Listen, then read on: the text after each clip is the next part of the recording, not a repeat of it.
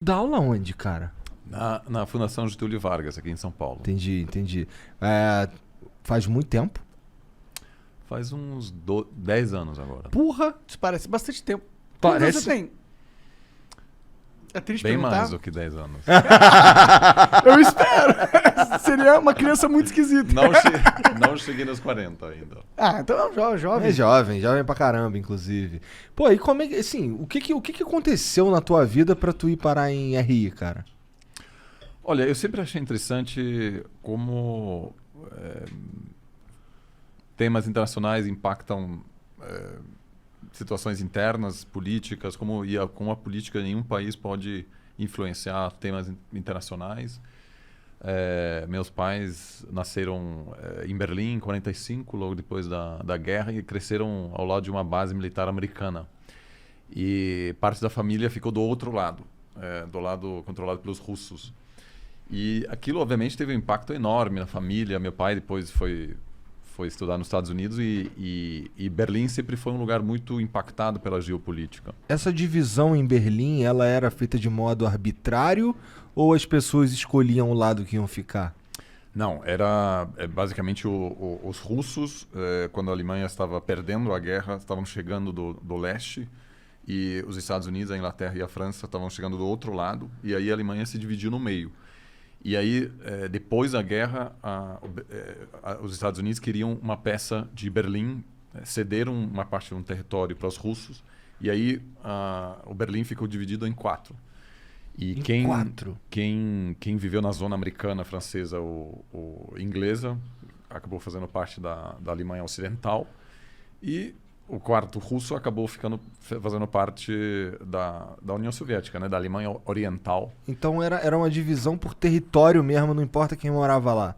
Que loucura, né? Muitas famílias ficaram divididas. Nossa. Como uma cidade consegue ser dominada por 4 nações diferentes? Isso é bem louco, né, de pensar. E aí houve tanta gente fugindo da parte oriental que acabou se construindo um muro nos anos 60 para justamente evitar esse fluxo de pessoas, né, que estavam indo para Berlim ocidental para fugir, né, porque, em função dessa diferença também econômica, mas também em relação às liberdades, né, porque uma parte da Alemanha ficou sob regime socialista com, enfim, muitas limitações econômicas, mas também em termos de direitos, etc. Um muro que durou uma vida. Caiu só em isso. Caiu só 30 anos depois. 30 anos. Até hoje você nota a diferença. Até hoje a Alemanha está nessa tentativa de superar as divisões. Ainda? Muita diferença econômica, porque basicamente um país teve que absorver uma sociedade que não estava preparada para... Totalmente defasada.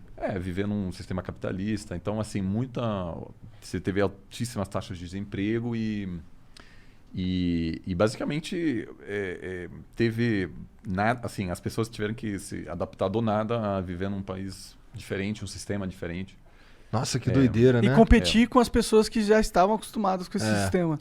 E, obviamente, rolou uma certa arrogância. Então, todo o judiciário acabou sendo liderado por juízes que vinham da parte ocidental, indo para a parte oriental. Então, rolou também assim uma questão, um complexo de inferioridade. Entendeu?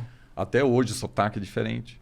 Então, tem Nossa. poucos casais, por exemplo, até hoje, né, de uma pessoa de um lado ou do São 30 anos no final das contas, né? Mas demora, Por isso os coreanos, por exemplo, né, estão tão preocupados, porque a divisão entre Coreia do Norte e Coreia do Sul está começando a demorar tanto que estão nascendo pessoas que já não sabem como é ter uma Coreia só.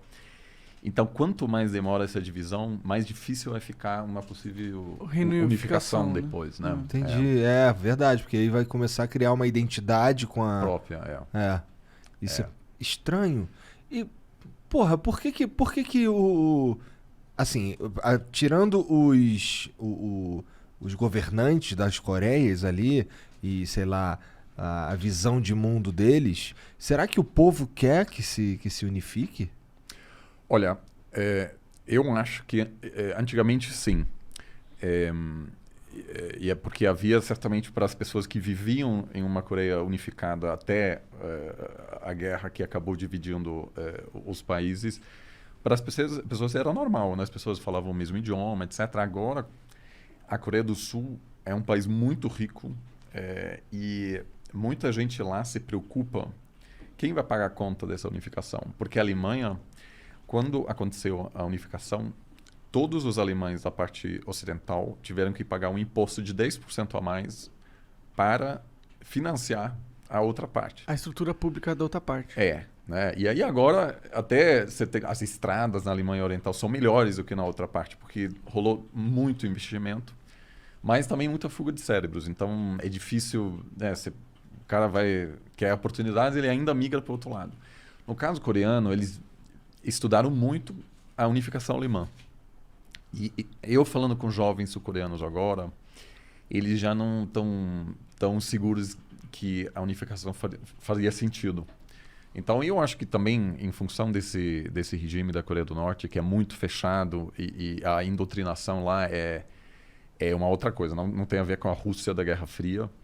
Em 2013, eu visitei a Coreia do Norte por uma semana, eu fiz parte de um grupo que visitou e eu acho que lá, vamos dizer, não é só socialismo o comunismo, é um estado totalitário que define todos os aspectos da vida. Tanto que a gente foi visitar uma praça em algum momento em Pyongyang e aí o guia explicou para a gente, hoje todas as pessoas que vivem nesse prédio descem para dançar na praça. Então é o governo que diz, olha, o cidadão tem que fazer isso no seu tempo livre. O governo brinca de The Sims com a população. Então é muito peculiar lá e eu acho que a adaptação demoraria pelo menos 50 anos. E aí não sei se os sul-coreanos hoje estão a fim de pagar essa conta. Entendi, né? Faz sentido pra caralho. Bom, é que eu não sei, mas tem muito tempo que eles estão...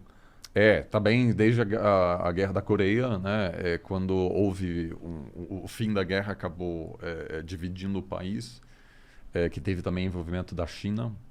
Isso foi uma guerra logo depois da Segunda Guerra Mundial. Então já faz um tempo. Então faz um tempo. Aí eu acho que...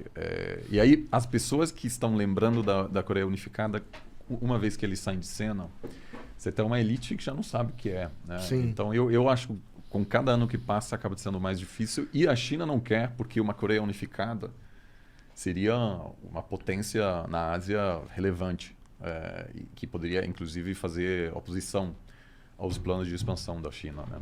Entendi. Bom, a Coreia do Sul já tá virando uma potência que não conseguiria. Sim. Mas ela não se compara com o que seria Com a China, uma Coreia unificada. Quantas pessoas tem na Coreia do Norte? Olha, eu não vou saber exatamente o número, mas é bem menor, assim... Menos populoso que a Coreia do Sul? Menos populoso, mas aí você teria um país com um território muito maior. Entendi, mais minérios e... Então, isso é o que a China não quer. Que a China, obviamente, controla tudo o que acontece na Coreia do Norte. É um dos principais aliados, né, do regime em Pequim.